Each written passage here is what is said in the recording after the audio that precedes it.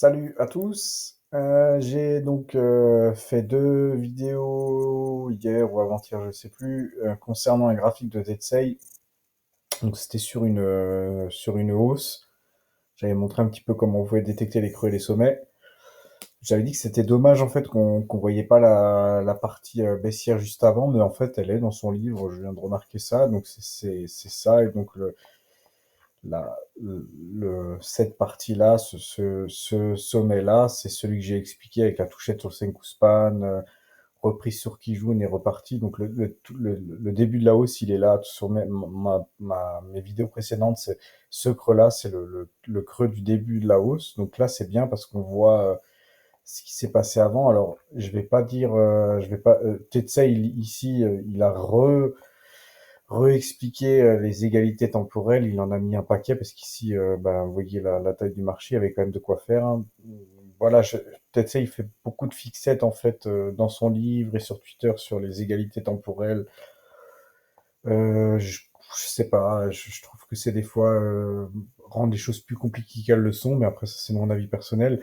Alors, en tout cas, là, quand on a eu la baisse, c'est qu'on a eu tout le croisement du tableau d'équilibre, donc le Kinkoyo plus le Senkuspan plus le Chikou, il n'est pas affiché ici, mais on le sait.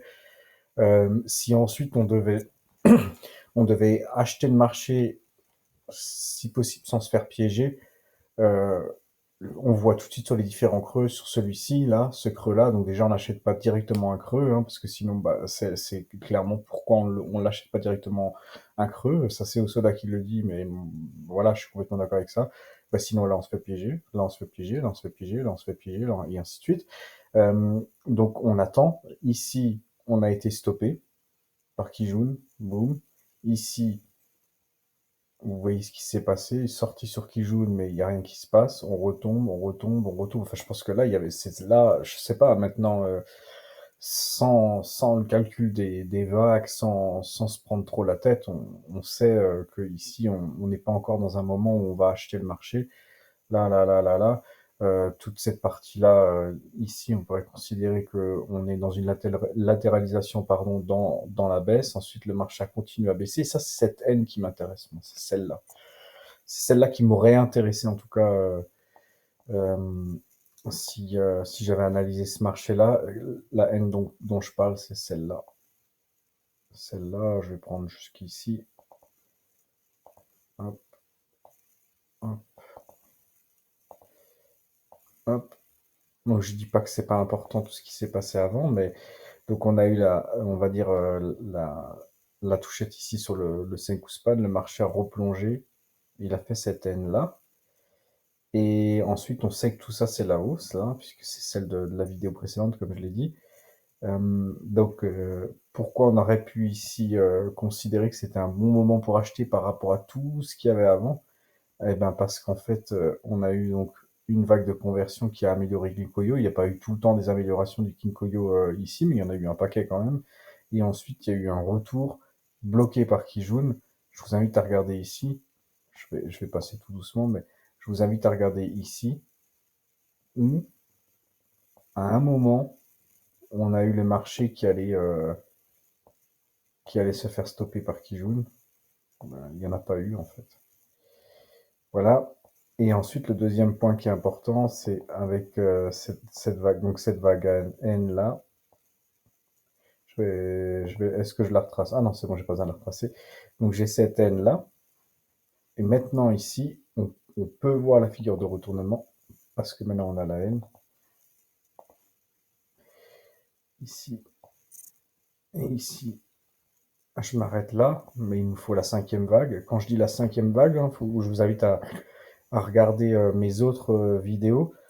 Donc là, on a une N ici baissière. Je pense que très facilement, on peut considérer qu'elle est terminée. On le sait pas forcément ici, hein, mais on va dire que même si on est jusqu'à ici, à ce moment-là, je pense qu'il n'y a aucun doute sur le fait que cette N baissière soit terminée, hein. Donc même si vous êtes là, hein, mais même si vous étiez déjà ici, enfin voilà, hein, avec les projections, que ça soit temporel et vertical, je pense qu'il n'y a aucun doute sur le fait que cette N soit finie. Et ensuite, pour les figures de retournement, je vous invite à regarder mes vidéos là-dessus. J'ai fait une playlist là-dessus. On commence à compter à partir de 1 sur cette vague-là. 1, 2, 3, 4. La 5e vague, c'est celle qu'on va trader. C'est ce que j'ai dit dans mon autre vidéo, sans voir cette figure de retournement. Et cette figure de retournement, c'est une figure en P. Donc c'est une P3. Pourquoi une P? Parce que cette vague-là, elle a un demi-prix ici. Cette vague-là, pardon, cette vague-là, elle a un demi-prix ici. Alors je vais faire ça propre. Comme ça.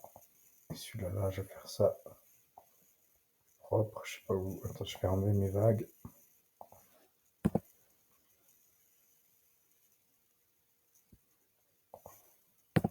Maintenant, c'est de quoi on parle. Voilà. Bon, je vais pas aller plus précis que ça, hein, on a compris l'idée. Donc on avait 1, 2, 3, 4. Donc on avait N baissière, retournement. Donc si je retrace, si je remets cette vague-là, on avait un retournement. Il n'y a que deux figures possibles, hein. Oui, on va dire, il peut en avoir d'autres, mais les deux figures principales. Et là, donc on a N, S, P, N. On rentre sur cette N là. Voilà un peu l'idée. Allez, à plus, ciao.